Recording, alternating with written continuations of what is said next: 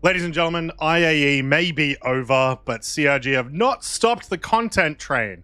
Only a couple of days after the end of IAE, we have the Wave 1 PTU for 322. And this is a pretty big deal. This is the first patch that promises to bring in some of the promises, I guess, from CitizenCon that we received. You know, there's things like the player hair update, and there's supposed to be lighting stuff coming in. But I had a couple of hours to play it on the PTU, and so I wanted to give you my first impressions about this whole patch, because some people are really mad. Also, if you want to talk about 322, come join us on Answer the Call, like tonight. We're almost definitely going to be talking lots of stuff about 322 because there's a lot of things in this patch that change a lot of stuff going forward. So if you have any opinions at all, make sure you come and check it out over at twitch.tv/saltymike. All right, I'm not going to beat around it. We're going to talk about the most impactful and probably controversial thing in this whole patch, which is structural salvage. Previously, hull munching. Salvage obviously has been one of the biggest things to come out this year in terms of actual new gameplay mechanics for people to do and new gameplay loops for people to enjoy. This all started, of course, with the hull scraping that we got in 3.18. It expanded to missions as well, and even the ability of the SRV to move some vehicles around, even though it is way too profitable, is sort of in that element as well. Not to mention things like being able to salvage small components and ship parts and cargo in ships. It's becoming a really fully fleshed out mechanic. And now we have structural salvage. So the way that structural salvage works is you press a button to break up the ship, and then you press a button again to eat the ship. I have my own thoughts about this. I really want to touch on the actual mechanic itself. It is way too easy, and there definitely needs to be some sort of skill factor to it, in my opinion. At least the first part. There needs to be something that can influence the amount of cargo that you're maybe able to make. Honestly, I think if they just took the idea of the mining gadgets and applied that to structural salvage, you would have a pretty engaging gameplay loop. Right now, it's just, yeah, button press, and that's it. VFX of the actual breaking of the hulls itself leaves something to be desired, but it is the first day of the PTU. We've seen with things like the tractor beams that stuff gets improved literally within days of the PTU, so I'm not expecting that to stay the way it is. But I do actually really like the weird vacuum power kind of thing that happens when you actually extract some of the cargo. But this isn't what most people have a problem with. Most people have a problem with one of two things. One, either the appearance of the claw on the reclaimer now, which has sort of turned into a lot more of like an alien claw thing. Kind of hard for me to describe exactly what I mean there, but you can see in these images from the stream that we did earlier today what I'm sort of talking about. And I think that's a little silly thing. I think aesthetically it looks much better, in my opinion. The other thing that people seem to have a problem with it is really just how they thought structural salvage was going to work originally. That would make sense to me if we didn't see what structural salvage was going to be a couple of months ago during an ISC. It was very obvious that this was going to become sort of a beam citizen situation. Although I do want to point out, I think the idea is that it's using like not beams, but waves of some kind. I don't know. Maybe there'll be a lore post about it. Who knows? But it's sort of this combination of that and then people saying, oh, well, you know, I thought we were going to use the claw to like grab onto bits of ship, and then we would throw that bit of ship into like the massive compactor in the middle, which just sounds way too complex to make with how Star Citizen works. I do think that that would be super cool if we had that ability, but I also think that that would mean we won't get salvage for like 10 years. And I think that this gameplay itself, while it does need to be a little bit more interesting, is like a fine compromise. But that's entirely opinionated. So let me know in the comments down below what you think so far after, you know, less than a day about how structural salvage works. In addition, I want to talk about a couple of quality of life improvements that have happened with salvage that have sort of been a result of structural salvage and have made it way better. So first off, there's now like an interim cargo thing in both the Vulture and the Reclaimer so that you don't have to constantly run back and forth every time you fill up one SEU of cargo. On the Reclaimer, it's 360.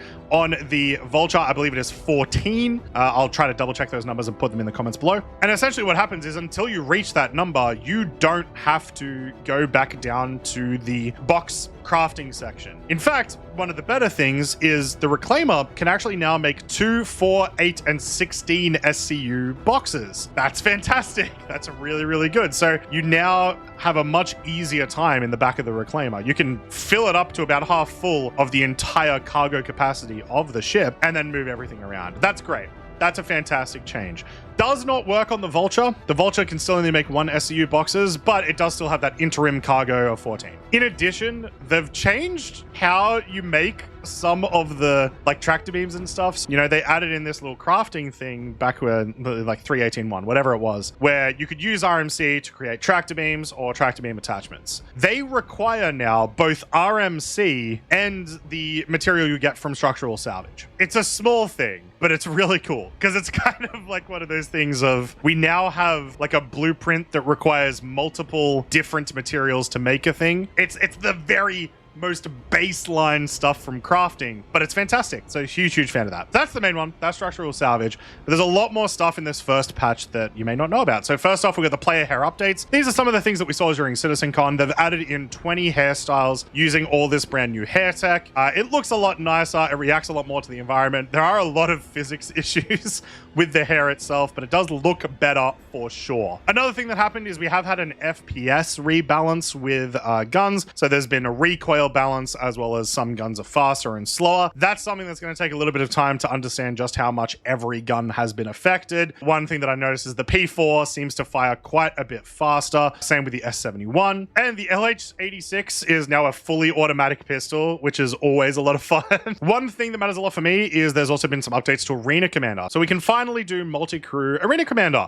So we jumped into a Vandal Swarm, we hopped into a Valkyrie, and there was this very intuitive UI telling us this is the ship that you're crewing and which turret you're crewing. There's one thing that I would love changed about this though, in this little selection screen, is I don't know which turret is turret 1, 2, or 3, and I'd really love if it told me which turret it was. Luckily, you can just get out of your seat and move to another turret if you need to. But it is fantastic. It gets me really excited for things like Vandal Swarm. It makes me want to play them a lot more. So that's going to be something that once this patch hits live, I'm going to be playing a lot more Arena Commander again. I've already been doing a lot of races, but now this stuff is going to be popping off a lot more. You may have also noticed that there are a couple of new maps in Arena Commander, and that's because there's a bunch of new locations in Stanton, including the oil rig. This was one of the new derelict settlements that was shown at CitizenCon, a little bit of a glimpse, and I got to check it out. It's really damn cool. It's just some cool assets. It really feels like they've brought in the pyro settlements that we got to experience over the course of the last 2 months, and they've played around with it a little bit more. One of the cool things about it is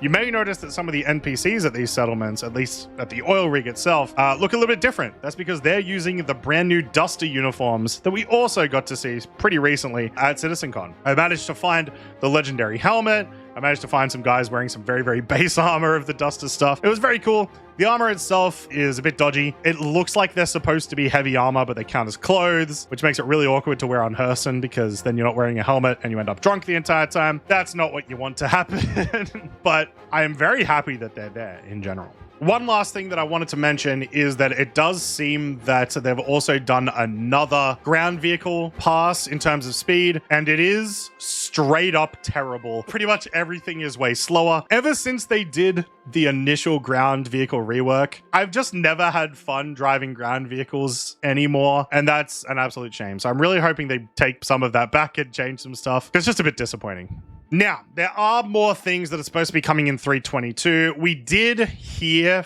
during CitizenCon that at the end of this year, some of the lighting changes, some of the water changes and stuff were going to come to the game, but we haven't heard anything about that, and they definitely aren't in this patch yet. Some of the derelict settlements don't appear to be in the game yet, as well as they're not ready for testing at the moment, which makes sense. You go into some of these buildings and they're just full of replace me balls. Cargo containers that we can store items in do appear to be in, but once again, not ready for testing yet, so we'll have to give those a couple of days before we try them out. And we haven't seen any of the new vehicles. The Santok UI or the Origin X1s have not been placed in the PTU today, but it is literally day one of the PTU, and it's in the EPTU, so it's going to be a while before we see all of the features. I'm going to be playing this a lot more tomorrow. There's a lot more that I didn't get to see, as well as I need to have a better understanding of the structural salvage stuff and see how it's going. At the moment, it looks like it is far too profitable. However, people seem to have been having a lot of issues actually selling the cargo, so it might not be that much of an issue if there's never demand for the cargo. But let me know down in the comments below what you've seen from Wave 1. What do you think of 3.22?